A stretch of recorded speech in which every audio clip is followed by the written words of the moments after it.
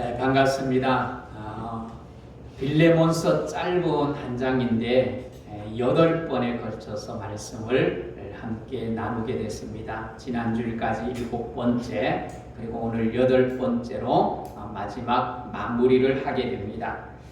오늘 제목은 은혜가 필요한 심령이라는 제목으로 하나님의 말씀을 함께 나눌 텐데, 1절에 보면 바울이 빌레몬에게 편지를 보내면서 디모데와 함께 갇혔다고 인사를 하고 있어요. 그런데 오늘 본문에 보면 더 많은 사람이 바울과 함께 갇혔던 것을 볼 수 있는데, 에바브라, 마가, 아리스다고, 데마, 누가 등이 등장을 하지요.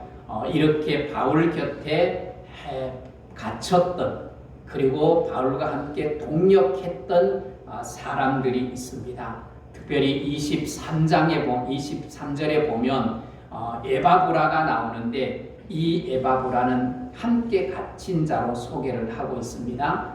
이 에바브라는 바울이 옥중서신 가운데 골로새서가 있습니다. 그 골로새 1장에 보면 에바브라를 소개하고 있는데, 에바브라는 너희를 위한 신실한 일꾼일 뿐만 아니라 골로새 교회를 가르쳤던 자라고 소개를 하고 있어요. 그리고 마지막 골로새서 4장에 보면 에바브라는 너희를 위하여 애써 기도한 사람이다, 그렇게 소개할 뿐만 아니라 정말 그 골로새뿐만 아니라 라오디게아, 히에라볼리에까지 있는 사람, 성도들을 위해서 정말 많은 수고를 한 사람으로 소개를 하고 있습니다.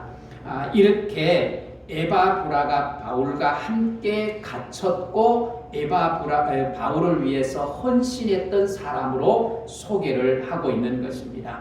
그 외에도 오늘 24절에 보면 마가, 아리스다고, 데마, 누가가 등장하는데, 우리가 잘 아는 마가, 누가는 우리가 익숙한 사람이지요. 그런데 이 두 사람은 예수님을 사역을 잘 정리해서 마가복음, 누가복음을 통해서 이 마가와 누가가 자기가 몸으로 경험했고 체험했던 예수 그리스도를 우리에게 감동적으로 전하고 있는 그런 모습을 우리가 볼 수가 있습니다. 이렇게 바울과 함께 동역했던 사람들, 이 오늘 본문에 소개됐던 사람들만 바울과 함께 갇혔고 바울을 위해서 수고하고 동역했겠습니까? 아닙니다. 이 외에도 이름이 없이 성경에 기록되지 않았던 수많은 사람들이 아마 바울을 응원했고 지지했고 바울을 후원했을 것입니다. 그것을 통해서 하나님의 나라가 어떻게 해요? 하나님의 나라가 든든히 세워져 가는 것입니다. 오늘 교회도 역시 마찬가지입니다. 오늘날 교회도 어떤 영웅 같은 한 사람에 의해서 교회가 세워지는 것은 결코 아닙니다. 목회자 한 사람이 교회를 세우는 것이 아닙니다. 함께 갇힌 것처럼 함께 해주는, 동역하는 사람들이 있기 때문에 교회는 서가는 것이죠. 오늘 본문에 보면 갇혔다 그랬는데, 이 갇혔다는 것은 옥에 갇혔다는 의미가 아니겠습니까? 그런데 오늘 우리 그리스도인들은 누구에 의해서 핍박을 받아서 옥에 갇히는 것이 아니지만, 우리 그리스도인들은 예수 그리스도로 말미암아 스스로 내가 갇히는 삶을 살아가는 사람이 그리스도입니다. 그래서 이 교회라고 하는 공동체, 이것은 신앙 공동체잖아요. 이 신앙 공동체는 함께 갇힌 사람들이에요. 왜 그렇습니까? 우리 스스로가 복음에 갇히는 거예요. 우리 그리스도인들에게 신앙의 영역이 있어요. 그 신앙의 영역을 벗어나면 어떠세요? 그리스도인이 그리스도인답지 않는 거예요. 그래서 우리 스스로가 갇히는 거예요. 주님의 뜻, 하나님의 말씀이라고 하는 복음 안에 내가 나를 가두는 거예요. 오늘 여러분이 교회에 와서 앉아있는 자체가 뭐예요? 갇힌 거예요. 내가 다른 곳에 갈 수 있어요. 또 가고 싶은 곳도 있을 수 있어요. 그런데 그것을 가지 않고 내가 그리스도인으로서, 장로로서, 권사로서, 집사로서 내가 내 안에 있는 또 다른 내가 하고 싶은 대로 하지 아니하고, 너 그러면 안 돼. 주일인데 교회 가야지. 그리고 오는 것은 복음 안에 내가 나를 가둔 삶을 살아가는 거예요. 그래서 오늘 바울이 감옥에 갇혔다고 했는데 사실은 옥에 갇힌 것만 갇힌 것이 아닙니다. 바울이 진정으로 추구하는 것은 하나님이 기뻐하고 또한 예수님이 원하시는 건강한 의식을 가지고 정말 우리가 이 땅을 바꾸어가는 삶, 그것이 그리스도인으로서 갇힌 삶을 살아가는 거예요. 물론 동력한다고 할 때 동력은 결코 쉬운 일이 아닙니다. 마태복음 26장에 보면 예수님이 십자가를 앞에 놓고 겟세마네 동산에서 밤새도록 기도하시고 나서 마지막 제자들에게 뭐라고 말합니까? 일어나자, 함께 가자고 말합니다. 뭐하러 가자고요? 십자가 지러 가자고 말하는데 십자가 지기는커녕 그 제자들이 뿔뿔이 다 배신하고 흩어져 버렸어요. 그러니까 예수님은 제자들과 동력한다는 것은 쉬운 일이 아니에요. 그런데 예수님은 인내하시고 양보하시고 참아주면서 그 제자들을 끝까지 데리고 가는 거예요. 예수님이 제자들에게 이 교훈을 줘도 때로는 철없는 소리 해요. 때로는 철없는 소리만 할 뿐만 아니라 다른 방향으로 갈 때가 있어요. 그럴 때도 예수님은 측은히 여기시면서 그들을 다독이면서 함께 가는 거예요. 물론 마지막 한 사람은 어떻게 해요? 예수님을 버리고 예수님을 팔아버리고 스스로 목숨을 끊습니다. 그럴 때도 예수님은 그 가룟 유다를 향하여서 원망하지 않습니다. 오히려 따뜻한 말로 말하지 않습니까? 이런 나쁜 놈, 어찌 이딴 짓을 하고 다녀?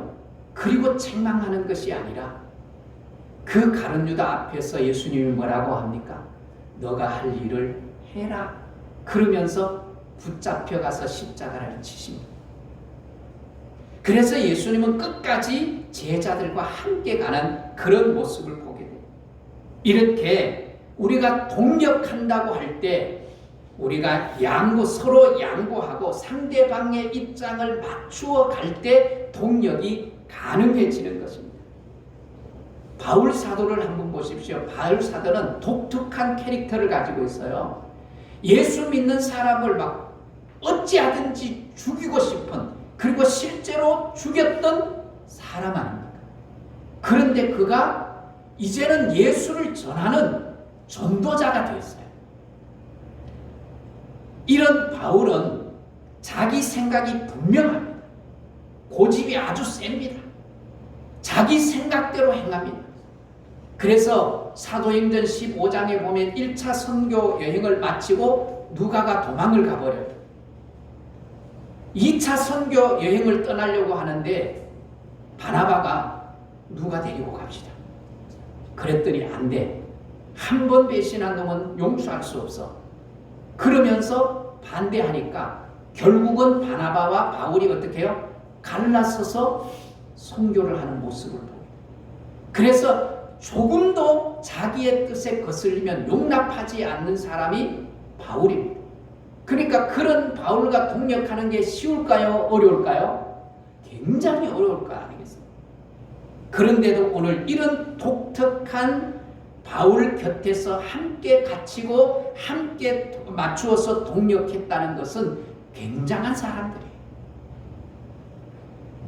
우리가 주님의 나라를 위해서 때로는 갇히고 때로는 같은 길을 걸어가는 것은 쉬운 일이 아닙니다.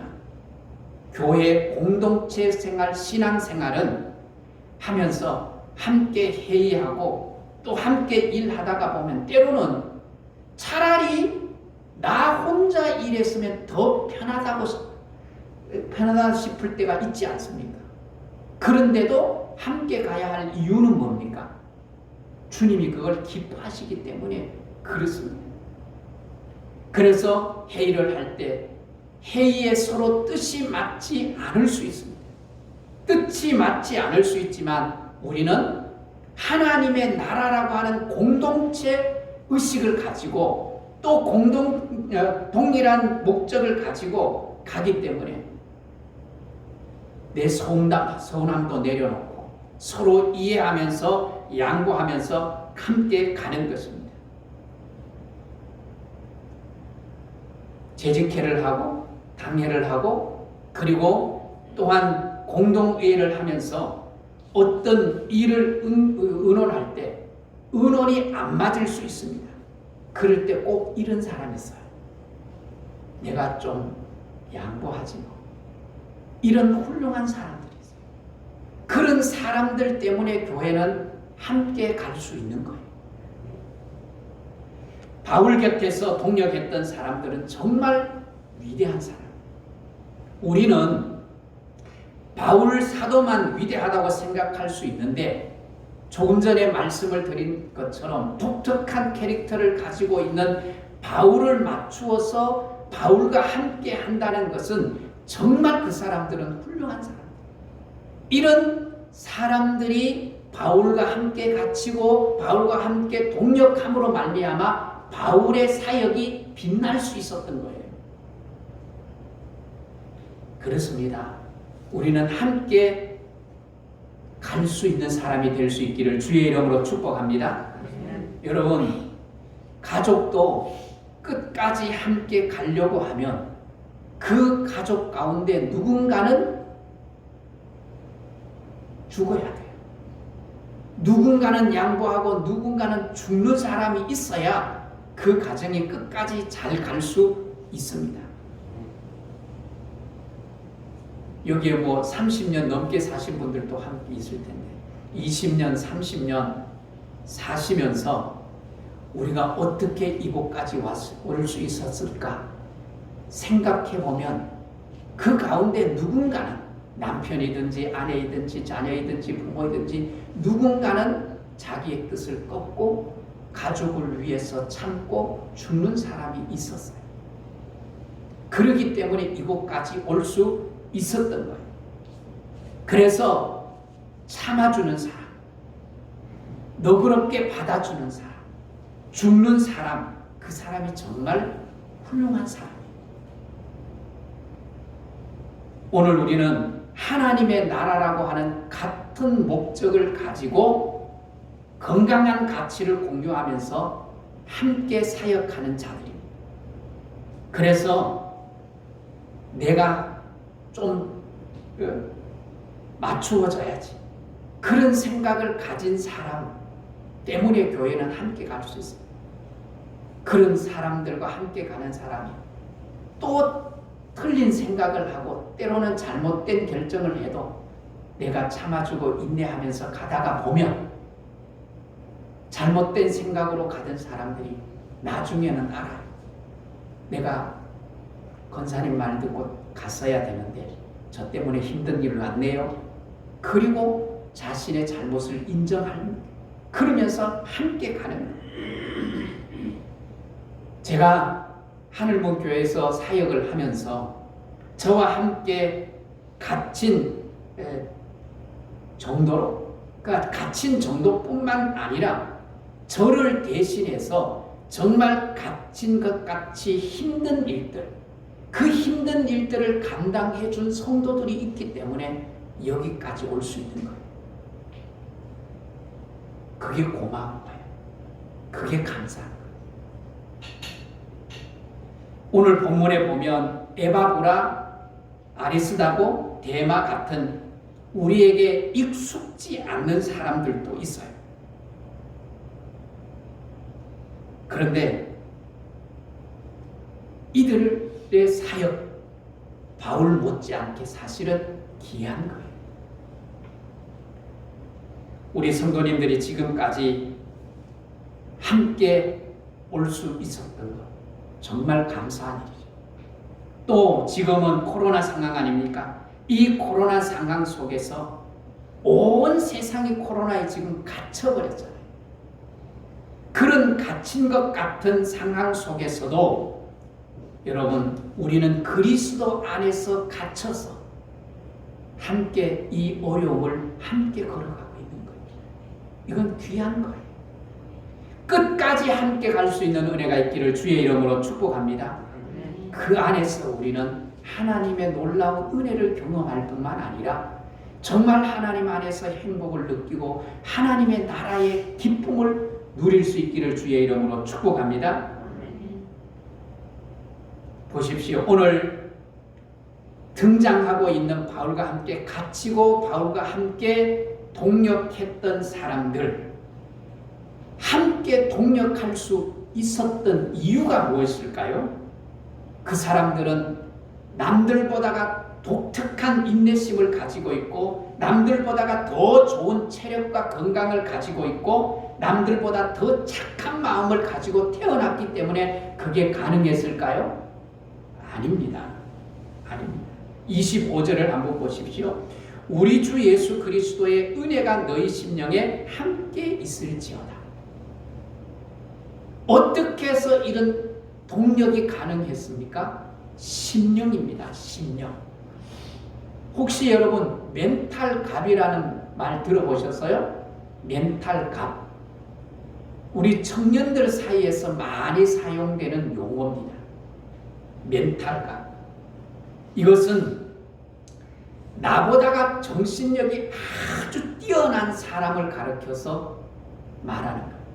이야, 어찌 그런 일을 당했는데 그걸 견뎌내고 이겨낼 수 있어? 이런 사람들을 향하여서 이야, 당신 멋지다. 멘탈갑. 멘탈갑. 멋지다. 멋지다. 그러면서 뭐예요? 그 사람을 지켜주는 거예요. 그런데 우리는 함께 갇히고 함께 동력하는 것은 그런 멘탈갑을 가지고 우리의 이 정신력을 가지고 함께 가는 게 아닙니다. 오늘 본문에 말한 것처럼 심령이에요. 심령. 영혼이에요. 우리의 심령이 강할 때 옥에 갇혔어요. 그런데 함께 뭐 할 수 있어요? 동력할 수 있는 거예요. 그래서 바울이 편지를 써서 보내주면 그 먼 거리를, 그때는 차가 있었습니까? 뭐 기차가 있었나요? 버스가 있었나요? 아무것도 없어요. 뭐로 가요? 도보로 가는 거예요. 그런데도 그 편지를 전해주고 오는 거예요. 이것이 어떻게 가능했는가 하면 멘탈갑이 아니라 심령이 강했기 때문에. 그래서 오늘 바울은 마지막 25절에 심령, 그 심령에 그리스도의 은혜가, 예수 그리스도의 은혜가 뭐 한다고요? 함께 있을지어다고 말하는 거예요. 결국 심령이 강해야 함께 동력할 수 있는 거예요. 하나님 보시기에 우리의 몸이 아니라 심령이에요. 영혼이에요. 그래서 우리의 심령에 근심, 걱정이 쌓이게 되면 우리의 심령이 무너지고, 우리의 심령이 무너지면 우리의 몸도 상하고 약해지는 거예요. 그래서 우리의 심령은 우리 인생의 최고의 가치를 지닌 우리의 삶을 지탱해 주는 삶의 자소예요. 요한 사도는 요한 3서 1장 2절에 뭐라고 말합니까? 영혼이 잘됨 같이 뭐가 잘 돼요? 범사가 잘 되고 뭐가 강건하기를? 우리의 삶이 강건하기를 간구한다고 말하지 않습니까? 영혼이 강건해야 모든 것을 뛰어넘고 모든 것을 이겨낼 수 있는 거예요. 문제는 심령입니다. 바울은 체력이 뛰어나서 옥에 갇혔는데 찬송하는 게 아닙니다. 육신이 지쳐 있습니다. 그런데도 그 옥에 갇혀서 찬송할 수 있었던 것은 매맞고 힘들어서 지칠 수밖에 없는 그 환경 속에서 찬송할 수 있었던 것은 심령이 강했기 때문에. 그래서 바울은 그 옥중에서 찬양하고 기도했을 뿐만 아니라 옥에 갇혔으면서도 불구하고 핍박받는 빌립보 교회를 향해서 뭐라고 말합니까? 기뻐하라. 내가 다시 말하노니 기뻐하라고 말할 수 있었던 거예요. 여러분, 우리의 심령은 어떻습니까? 우리의 심령은 조금만 흔들려도 이를 그르쳐버리는, 우리의 심령이 무너지고 흔들릴 수밖에 없는 그런 연약한 상태는 혹시 아닌지요? 살펴볼 수 있기를 원합니다. 예수님이 오실 길을 준비했던 세례 요한을 한번 보십시오. 세례 요한은 제사장의 아들이기 때문에 제사장의 집에서 편안하게 쉴 수 있어요. 그런데 그는 빈들에서 야생 메뚜기를 잡아먹고 짐승의 가죽을 벗겨서 옷을 만들어 입고, 그러면서도 죄와는 타협하지 아니하고 권력 앞에 죄를 짓고 있는 이 헤롯 왕에게 그 죄를 지적하다가 결국은 옥에 갇히고 순교를 당합니다. 그렇게 할 수 있었던 것이 무엇입니까? 제사장의 집에서 좋은 곳에서 천국을 선포한 것이 아니라 강야에서 빈들에서 천국을 선포할 수 있었던 것은 그의 심령이 강했기 때문에. 그래서 그가 어릴 때 자랄 때 뭐라고 표현을 하는가 하면 누가복음 1장 8절에 보면 아이가 자라매 심령이 강하여졌더라. 세례 요한은 자랄 때부터 심령이 강해졌어요. 심령이 강해졌어요. 그래서 권력 앞에서도 두려움 없이 죄를 지적할 수 있었던 거예요. 여러분, 우리는 어떻습니까? 코로나19 상황 속에서 흔들리고 우울해질 수 있는 우울해질 수밖에 없는 이유가 무엇입니까? 왜 걱정에 짓눌려 살아갑니까? 우리의 심령이 연약하기 때문이 아닐까요? 오늘 우리가 심령이 강하면 이런 코로나 상황 속에서 많은 사람들이 절망하는 가운데, 그런 가운데서도 걱정스러울 수밖에 없고 감사할 것이 없는 것 가운데 우리는 감사를, 그 지난 과거에 베풀어 주셨던 하나님의 은혜를 곱씹으면서 감사를 찾아낼 수 있고, 그런 심령을 가지고 있을 때 우리는 이런 상황 속에서도 흔들리지 아니하고 인내하면서 견뎌내고 이겨낼 줄 믿습니다. 그런 은혜가 있기를 주의 이름으로 축복합니다. 여러분, 심령이 강할 수 있는 비결이 뭘까요? 우리의 심령이 강해야 되는데 심령이 강해지는 비결이 있어요. 그 비결은 우리가 예수 그리스도가 아기 예수로 오신 예수 그리스도의 성장 과정을 보면 알 수가 있습니다. 누가복음 2장 40절에 보면 예수님의 성장 과정을 이렇게 표현하고 있습니다. 아기가 자라며 강하여지고 지혜가 충만하여 하나님의 은혜가 그 위에 있더라. 예수님은 건강하게 자랐어요. 지혜가 충만했어요. 거기에다가 뭐가 있어요? 하나님의 은혜가 뭐 있다고요? 그 위에 있더라. 그랬어요. 하나님의 은혜가 그 위에 있더라. 심령이 강해지는 그 심령의 에너지원이 어디에 있는가 하면 내 안에서 에너지원이 발생이 되는 것이 아니라 에너지의 근원은 하나님의 은혜에 있습니다. 오늘 우리 사랑하는 성도들, 하나님의 은혜가 늘 머물게 되기를 주의 이름으로 축복합니다. 심령에 하나님의 은혜가 임해야 강해지고 당당하고 어려움 속에서도 그것을 넉넉히 극복해 갈 수 있는 것입니다. 남보다가 체력이 강하기 때문에 아닙니다. 하나님의 은혜가 임할 때 갇힌 것 같은 상황 속에서도 두려워하지 않고 또 매맞고 아픈데도 뭐합니까? 그 입에서 찬송이 가능한 거예요. 그것은 바로 하나님의 은혜입니다.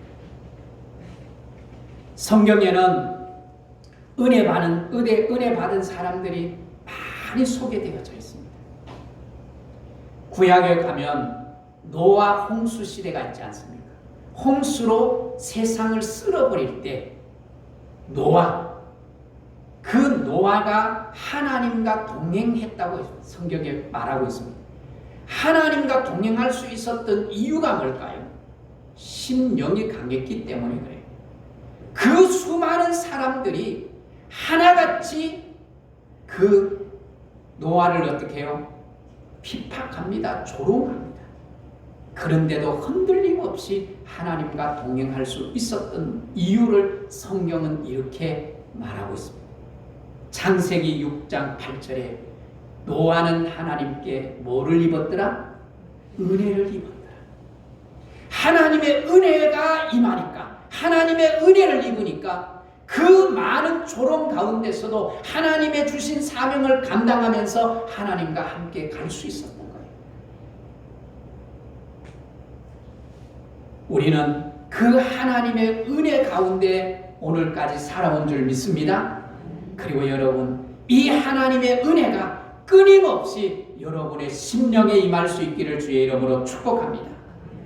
하나님의 은혜가 우리의 심령에 임하며 어떤 상황 속에서도 어떤 국면을 만나든지 이겨내고 뛰어넘습니다. 그래서 오늘 우리는 하나님의 은혜를 늘 소망해야 합니다. 그리고 그 은혜가 늘 충만해야 합니다. 저도 이 하나님의 은혜를 늘 사모합니다.